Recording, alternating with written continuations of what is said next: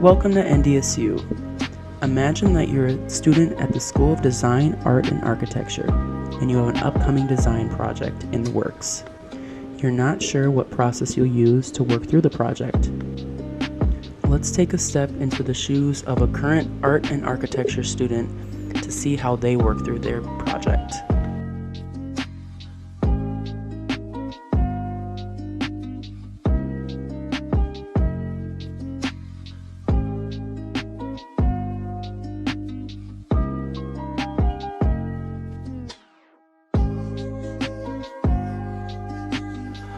Here is the studio, where I work sometimes. Various equipment is available here and students are free to use the tablet. I often came here at night because it is very quiet and I can concentrate on my work. It's a wonderful place for someone like me who likes to paint digitally.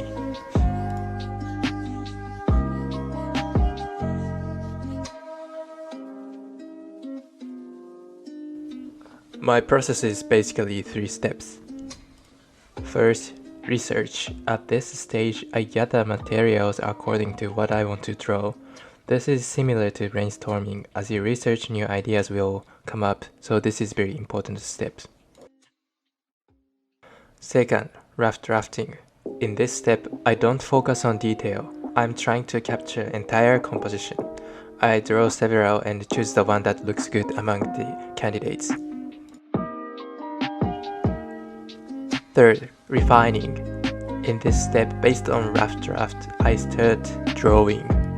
This is most fun part.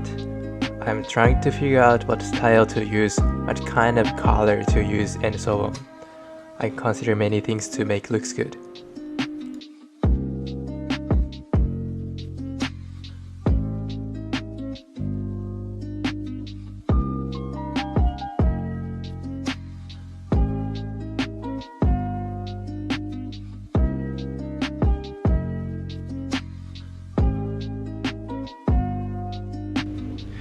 It's essential in my work process to be in a space where I'm able to collaborate with others if need be, but I also need a space where I'm able to focus and zone in on the work that I'm working on. The studio gives me this opportunity to be able to have the best of both worlds and to do both of those.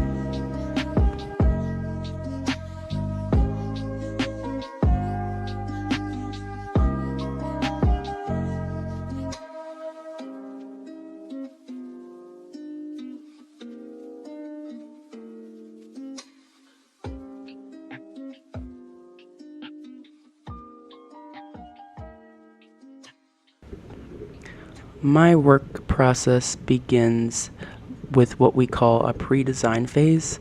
This is a phase when you basically get all the ideas that are kind of sprouted through group discussion and research and putting it on paper. A lot of this means I'm writing things out, but most of it is more ideas, drawings, sketches, floor plans.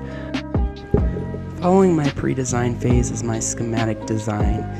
This is when I'm taking information and aspects of my pre-design phase and putting it into computer software. This involves programming, what amenities I will have, and also spatial planning.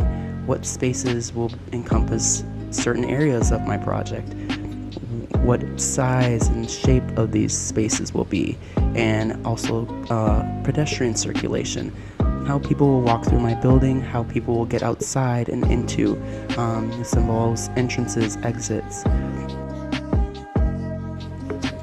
Following my schematic design phase is my conceptual design phase. This is when I really begin designing the actual project. It is when I'm taking a lot of my preliminary sketches and floor plans and making them finalized, making final edits of certain spaces and really getting deep down into 3D modeling. This is when I primarily work in Revit, AutoCAD, Rhino, SketchUp, but it's more or less, I have been working in these during the schematic design phase, but I'm taking these a bit further and getting more details into them. You may have noticed a few similarities, yet a lot of differences between how each of our design processes flow. Not only is it because we are of different majors, but because we are our own individuals and we work differently. Our intention for demonstrating both of our design processes was to show what a typical art and architecture student would go through. These processes are not set in stone, and we actually encourage students to find their own work process that works for them. Thank you so much for watching, and I hope you enjoyed stepping into the shoes of an art and architecture major here at NDSU.